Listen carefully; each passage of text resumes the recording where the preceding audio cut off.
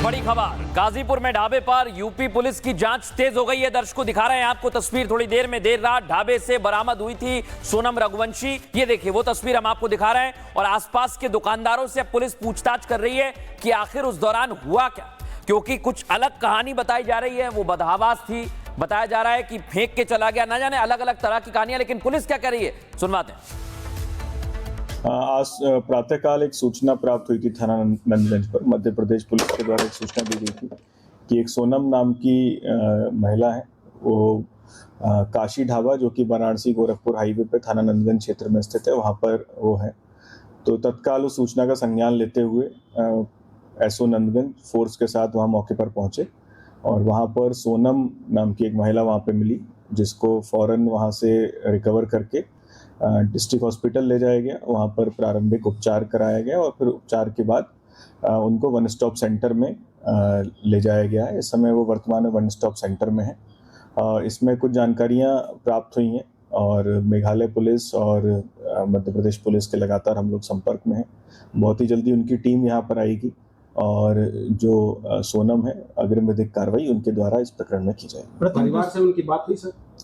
परिवार को ही सोनम ने, जो जानकारी मिली थी, परिवार को ही आज सोनम ने रात में ढाबे से फ़ोन किया था और उनके परिवार ने फिर सूचना दी मध्य प्रदेश पुलिस को। मध्य प्रदेश पुलिस ने हमें सूचना दी, जिस पर त्वरित कार्रवाई करते हुए ये कार्य हम लोगों ने इनको वहाँ से रिकवर करके और इसमें वन स्टॉप सेंटर पर रखा। सर, खबरों में अक्सर सुना जा रहा है कि सोनम को गिरफ्तार किया या बरामद किया गया? देखिए, जो भी विधिक कार्रवाई है वो कंसर्न पुलिस करेगी। जैसा कि पता चला है कि मेघालय में एक घटना हुई है, उसके संबंध में इनके सोनम की तलाश थी, तो अग्रिम विधिक कार्रवाई तो उनके द्वारा की जाएगी। हमारे द्वारा केवल मध्य प्रदेश पुलिस की सूचना पर एक महिला को वहां से, सोनम को रिकवर किया गया है और इस समय वर्तमान में वन स्टॉप सेंटर में रखा। सर, उसके साथ और कोई गिरफ्तार भी क्यों? नहीं, सोनम वहाँ पे अकेली ही थी और अकेले ही उसको हिरासत में लिया, वहाँ से रिकवर।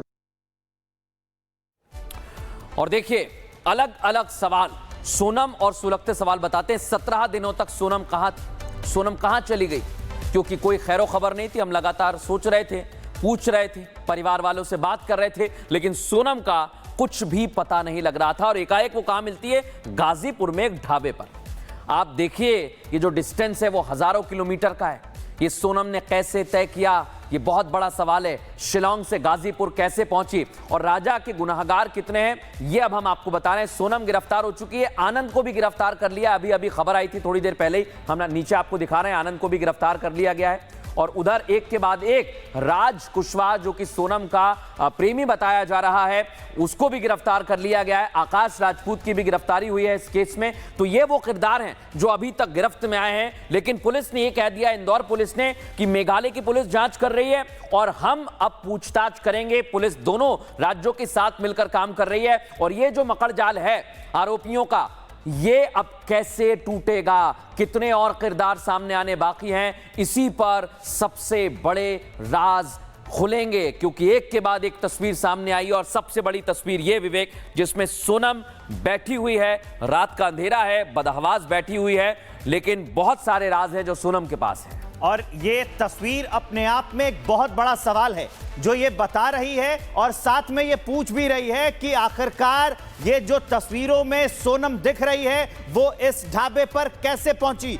क्या वो चलकर आई थी? अगर चलकर आई थी तो कैसे आई थी? क्या उसे कोई छोड़कर गया था? अगर छोड़कर गया था तो कौन छोड़ के गया था? इतनी रात को ही क्यों, रात के 1 बजे ही क्यों ढाबे पर वो मिलती है? ये कई सवाल हैं जिसके राज अभी खुलने बाकी हैं, जिसके जवाब अभी आने बाकी है। आगे आपको दिखाएंगे, सोनम बोलेगी, सारे राज खोलेगी।